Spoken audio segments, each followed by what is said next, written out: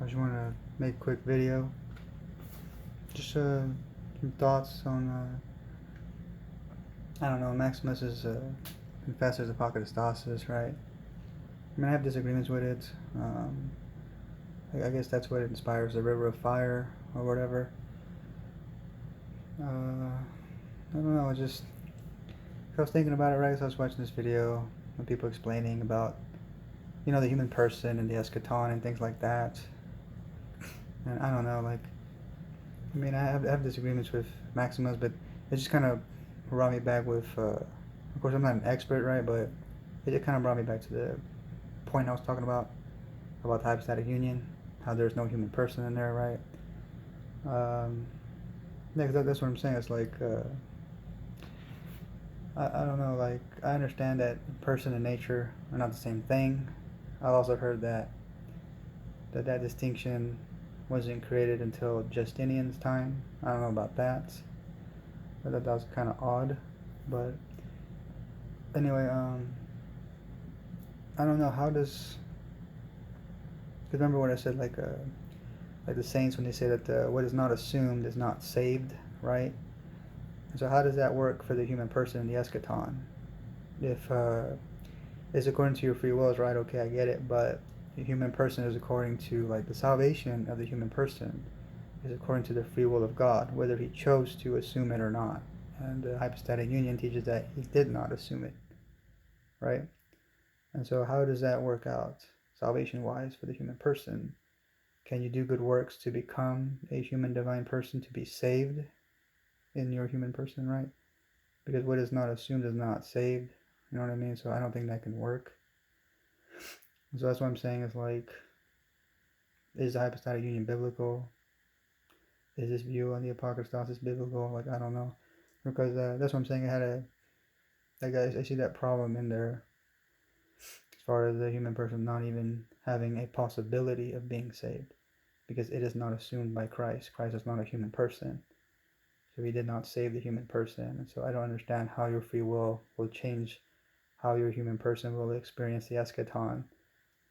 And then, like I said, I don't really 100% agree with Maximus on everything. I'm not an Origenist. I don't believe in his universal salvation, and I don't believe in or Maximus's Apocatastasis either, because I was reading against heresies and stuff, and it sounded similar to the Gnostic group, the Carpocratians, or basically, well, not specifically them, but just Gnostic texts in particular, about the Apocatastasis.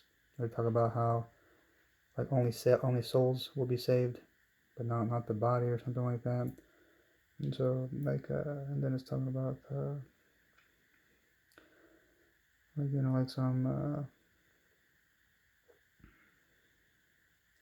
some will never enter the kingdom realm or something. It was according to, because they had a version that was basically they had multiple versions, right? But the Apocatastasis and the Gnostics were about just the soul being saved, not the body. And so all of them are restored to life, right? But according to their predestination, their predestined natures, right? They don't experience the kingdom realm perfectly, right? Some experience it with defects, and it's only because they are not born into that class or something like that. There's I think the book on the origin of the world or something like that, and then also this other book, uh, Wisdom of Jesus Christ, things like that. Those books, and then but yeah, it's that's what I'm saying. It's some of it in the, I guess it's in the some Apocatastasis in the Coptic Canonic texts from Nag Hammadi and Clements and Origins of Pakistan or something like that. Um, I don't know. I'm just saying because I know I read it somewhere in Book of Against Heresies, right? One of the books in there.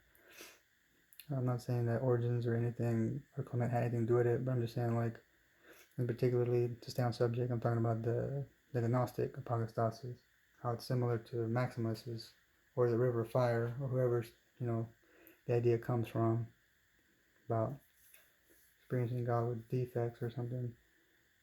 because those teach eternal hell and stuff like that.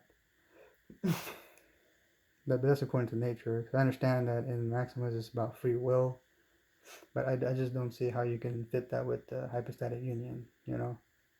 But then it's like, but that's the thing though. I say I may agree with that, right? But with Maximus is virgin to a certain extent, but also because like I don't really agree 100% because of the idea of that there's no salvation for the human person, and also that it sounds a lot more like it's according to your nature, not really your free will, because we can't really change our nature, right? Like I'm pretty sure we don't believe in a sinful nature, right? Like I don't do good works to make my nature good, and I don't do bad works to make my nature bad, right? Like sin does not corrupt the nature of man, the human nature. It is from God, right?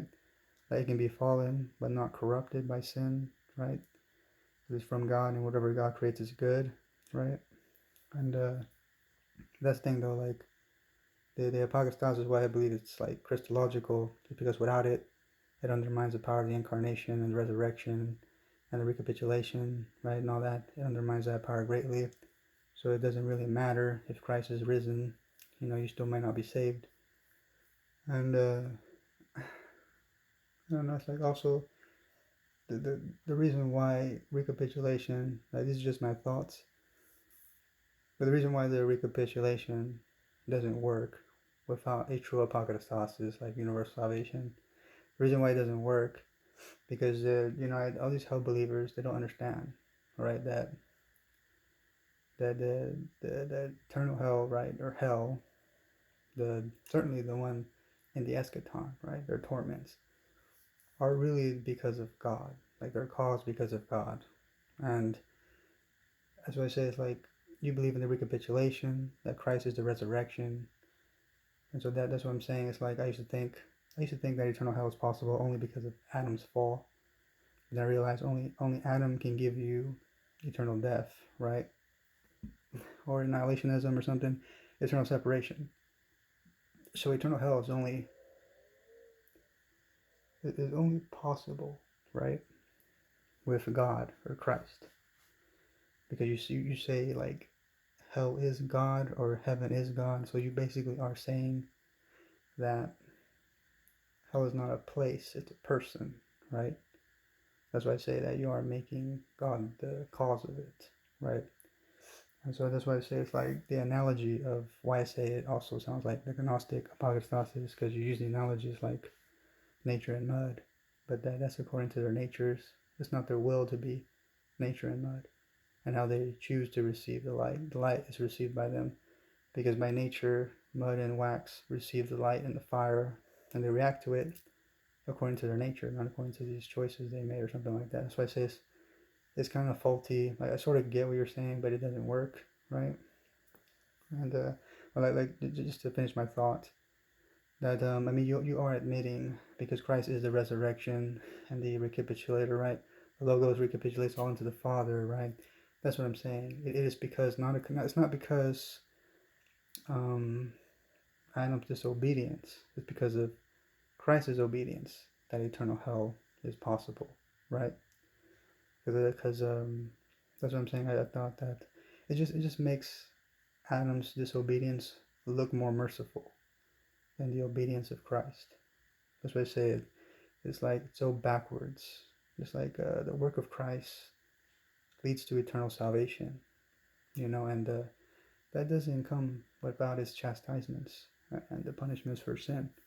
That is with the wrath of God and all that, So it's not this idea that all people are just saved automatically. I have had like 50 books.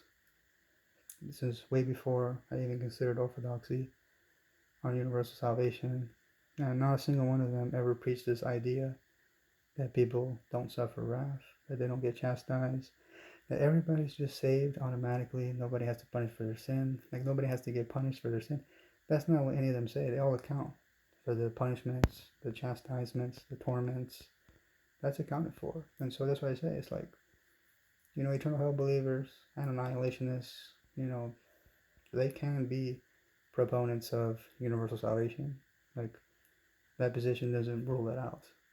It fits better with universal salvation. And the majority of these books never say, and they quote some of the saints, but they don't depend on the saints. They depend on the scriptures. And they never say this idea. Everyone is just saved automatically without the consequences of their actions. Nobody says that. So I don't know. I consider it a straw man, to say that we just believe everyone is saved, at least universal salvation automatically, like it's just automatic. So like I was saying about the recapitulation, that you are basically on two accounts saying that God is the cause of it. Because I know they stress free will and it's your choice to go to hell, but that's not true. That's not taught in the Bible. It's not taught in the recapitulation. It's not taught even like God. I mean, you are saying it basically, with God being the presence of hell, right? Hell being a person, basically. And then the Logos recapitulating us back into this God that these wicked people want nothing to do with. So all of this is because of one choice, one obedience. So that's why I say eternal hell is made possible because of the obedience of Jesus. That's why this is backwards. That's why, to me, it doesn't really fit with this idea of recapitulation without a true apocatastasis. It doesn't really fit. You're just still going to make God the author of eternal hell, basically, is what I'm saying. And I would say, like, that's why I say that you don't escape what I'm trying to tell you, that does God allow you to be tormented in hell for eternity against your free will? And that answer is obvious. It'd be yeah. The only difference is, like, I don't believe in eternal never-ending suffering. In fact, we better account for it as people who believe in salvation of all, because we say, yeah, you have to go through hell, these wicked people, of course, and wickedness is annihilated, this is the infection. And free will, I say, recapitulation, apocatastasis, that's all against your free will for a good reason. I mean, condemnation is against your free will. The consequences of Adam's sin is by default against your free will. I say we have to, pay the price for someone else's actions. The same thing with Jesus. He's a new Adam, right? That's what I'm saying. All that is the free choice of God, and so you really cannot get around it. So I just wanted to, make this quick video, just kind of give my thoughts and stuff. Like, I mean, I just don't see how there's salvation for the human person at all, not even in the eschaton, because it wasn't assumed, and so it doesn't really matter what you do your free will, because your human person is not even saved, and so I don't see how you can have salvation if it's not assumed. That would deny the whole purpose of the incarnation. Like, well, why do we need that anyway if we could just work our way to, like, being, like, what I mean? It just sounds like works-based salvation is if you don't say that a human person is saved, or that God did not assume humanity, right? Because he has to, in order to be deified and saved from sin, right? So I don't know. I just felt like that was a problem. Another problem that I see with the hypostatic union, doesn't grant salvation, even a possibility to the human person, even in the eschaton. And I don't personally. Even though I like Maximus's Apocatastasis, but I have to be honest, it sounds very Gnostic. That's why I say I really I don't accept it, and I don't accept the river of fire, because I believe it twisted the Bible to make it sound like God gives corrupt creatures in corruption. That's not true. You have to first, in order for us to inherit incorruption, we have to be first free of corruption. There's the whole point of why the kingdom is barred in the first place. So iniquity will not be eternal, will not be immortalized, and so that's what I'm saying. It's like, eternal hell. Yeah, sure, it may be healthy to practice as an aesthetic, but it's not healthy when it's dogmatized, and it's not a substitution for the gospel. It is not. It's like, we're not humanists. Like, you shouldn't just be about humility and good, treating people good and all that. The gospel is about one person. It's about Jesus. It's about God, about who he is. That's really what the gospel is about. So it's not about just humanism and be humble and good to other people and stuff like that, and be, what I'm saying, treat people with respect and all that stuff. You're supposed to proclaim who God was, who he is, right? what he has done. And yeah, I just want to make this video about just those few points I wanted to make. About the recapitulation, the problem with hypostatic union, my disagreements with Maximus's idea. It just sounds weird, that's all. Like, I'm not against it, though, that people should be chastised for their wickedness. But I don't know, there's like, so somebody explained it to me, because I was having a hard time explaining it, right? I mean, understanding it. And I mean, he basically said that in the eschaton, God basically doesn't allow them to act out on their evil, right? I think that's what Maximus was saying, or something like that. But that's the thing, though. That thought God respected free will, so why is He not allowing them to choose evil all of a sudden, right? I mean, that's kind of what I was saying in my other video. I forget which one it was, but that God's not obligated to respect willful disobedience, and He will not respect that for all eternity. He will not respect that. And God doesn't have to respect your free choice to do evil, right? Like, eventually it will be dealt with, right? So anyway, I'll just stop it there. In the name of the Father, Son, and Holy Spirit. Amen.